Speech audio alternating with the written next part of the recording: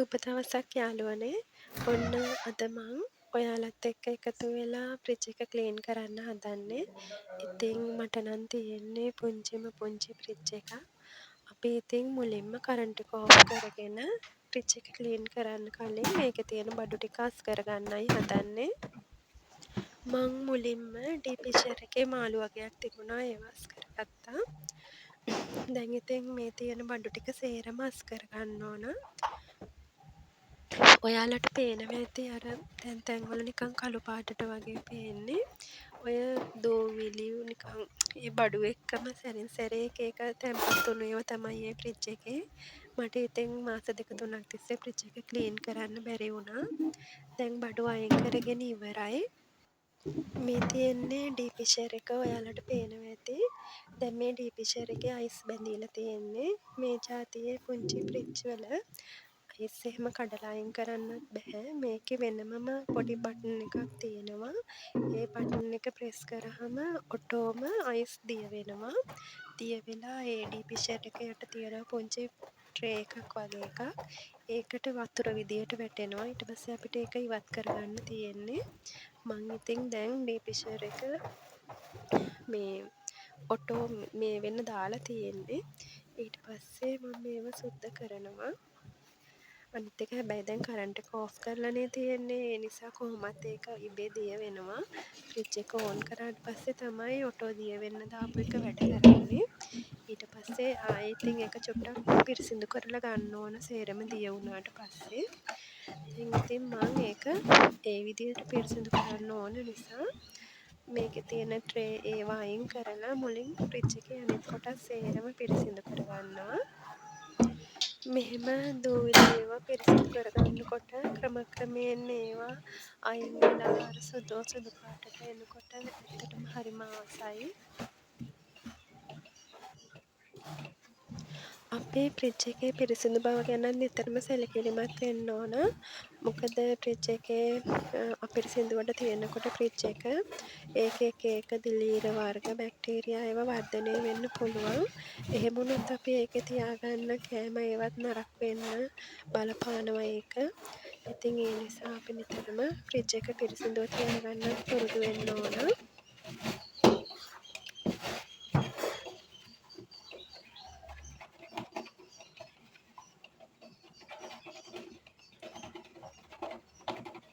මං මේක ක්ලීන් කරන්න අරන් තියෙන්නේ තෙත පොඟවපු මේ කොටන් රෙදි කෑල්ලක්.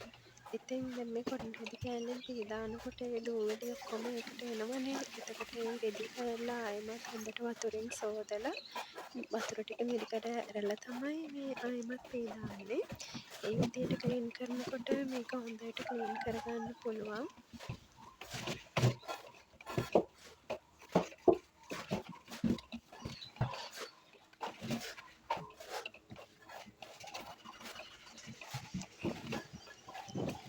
දැන් ෆ්‍රිජ් එක ක්ලීන් කරගෙන ඉවරයි. ඊළඟට දැන් ඒකේ තියෙන ට්‍රේ පිරිසිදු කරගන්න හදන්නේ මම. ඒක නම් ඉතින් විම් දාලා මේ වතුරෙන් හොඳට සෝදලා තමයි පිරිසිදු කරගන්නේ.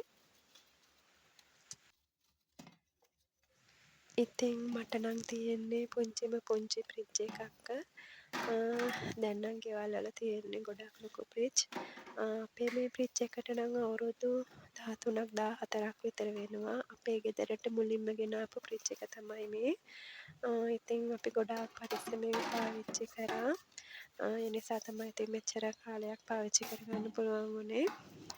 ඉතින් අනිත් එක ෆ්‍රිජ් එක පොඩි වුණත් ලොකු වුණත් බඩු මුට්ටු ඒකේ පිළිවෙලකට එහෙම තියාගන්නව නම් එහෙම ගොඩක් දේවල් තියාගන්න පුළුවන් මං හිතන්නේ. අපිත් දැන් මාසෙකට ගේන බඩු ගොඩක් ඒවා අපි ෆ්‍රිජ් එකේ දාලා තියාගන්නවා. සීනි පරිප්පු ඒවා පවා අපි ෆ්‍රිජ් එකේ තියාගන්නවා මාසයක් පුරාවට තියාගන්න ඕනේ ඒවා තියෙනකොට. පිළිවෙලට අසුරල තියාගන්නකොට මම නම් හිතන්නේ මේ ෆ්‍රිජ් එක පොඩි වුණත් ගොඩාක් දේවල් තියාගන්න පුළුවන් කියලා. අපි දැන් අමතර ගේන තුන්න පහ මිරිස් පවා ෆ්‍රිජ් එකේ තියාගන්නේ. දැන් සෝදලා ඉවරයි. ඊළඟට දැන් සෝදපු ඔක්කොම හොඳට පීද ගන්න ඕන වතුර නැති වෙනකන්.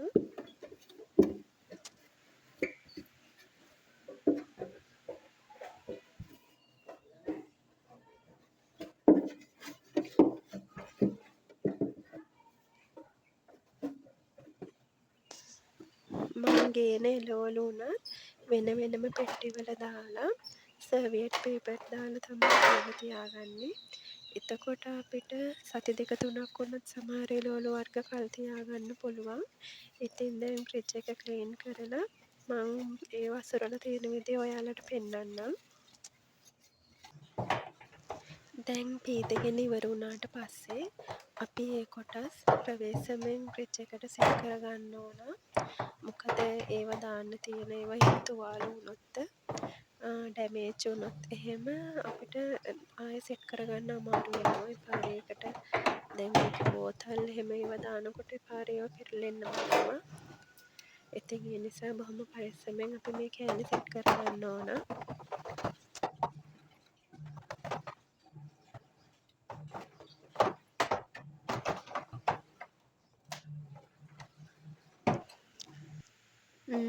ඔන්න දැන් නම් හරි.